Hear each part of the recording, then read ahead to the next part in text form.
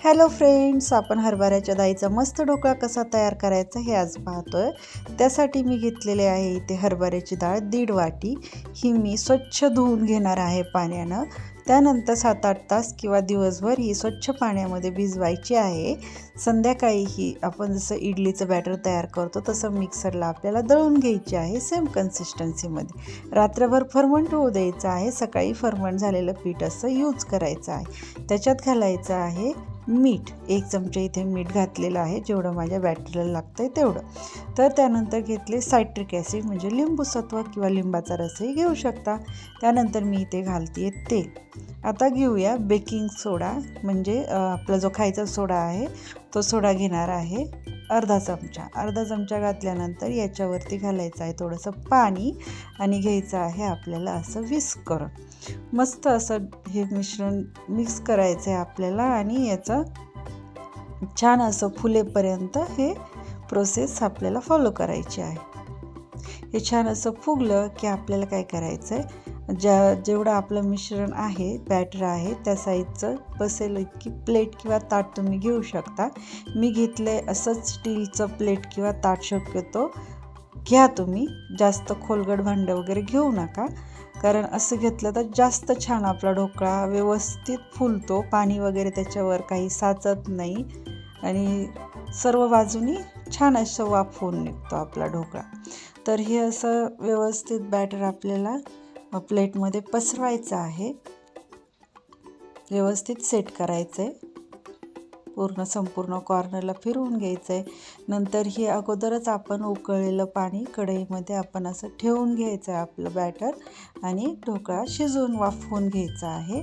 20-25 मिनटात छान असा ढोकळा आपला वाफवून निघतो। टूथपिकनं चेक करायचं आहे, मोकळी निघाली तर आपला झालेला आहे। सो मी बंद करते गॅस, नाही निघाली तर पुन्हा वाफवून घ्या।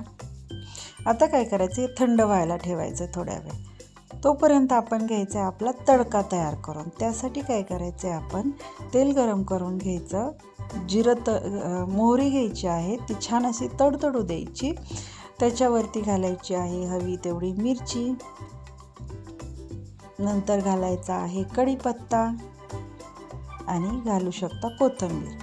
सो इथे हे झालेला आहे आपला तडका तयार, तो घ्यायचा आहे साईडला। आता आपल्याला काय करायचं आहे, इथं बनवायचं आहे शुगर सिरप, म्हणजे याच्यात आपण घेतले थोडंसं कोमट गरम पाणी, त्याच्यात घेणार आहोत पिठी पिठी साखरच घ्या, पटकन विरघळते। नंतर काय करायचं, हे दोन्ही करून घ्यायचं मिक्स।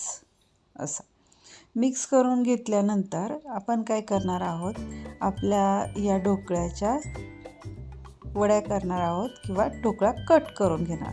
त्यासाठी अगोदर काय करायचं, साईडला असे कॉर्नर्स आपल्याला रिलीज करून घ्यायचे आहेत, मोकळे करून घ्यायचे आहेत। नंतरच तो आतमध्ये कट करायचा आहे। खूप छान असा स्पॉन्जी होतो, मस्त वाटतं कट करताना, मजा येते। असा कट करायचा छान,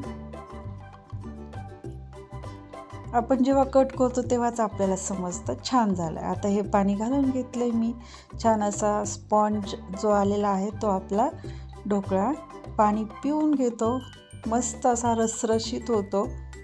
बघा किती छान ढोकळा तयार झालेला आहे। आपण आता याचा ढोकळा काढून बघूया। हे बघा छान अशी जाळी पडलेली आहे, मस्त स्पॉन्ज सुटलेला आहे, प्रोटीनचं जाळं कसं मस्त वाटतंय ना। ढोकळ्यामध्ये भरपूर प्रोटीन असतात, डाळीमध्ये मुलांना अगदी पौष्टिक आहे, खूप सारे प्रोटीन्स मिळतात, माहीतच असेल तुम्हाला। तर हे असे आपले ढोकळे तयार आहेत, खूप छान होतात, नक्की तुम्ही पण ट्राय करा। आता आपण एक ढोकळा पाहूया, हा किती छान झालेला आहे।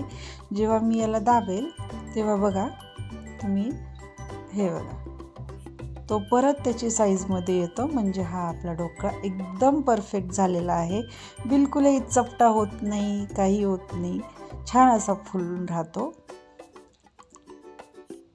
मस्त स्पॉन्जी ढोकळा तयार आहे, तुम्ही सुद्धा नक्की करून पहा। फक्त डाळीचा ढोकळा, बिलकुल त्याच्यात काही मिक्स करायची गरज नाही आहे, खूप छान होतो, बिलकुलही फेल होत नाही। जर तुम्हाला इडली करता येत असेल ना तर ढोकळा नक्की येईल। तर तुम्ही ट्राय करून बघा, चटणीसोबत चिंचे गुळाची चटणी किंवा तुम्ही पुदिन्याची चटणी करू शकता, छान लागते. So thank you for watching.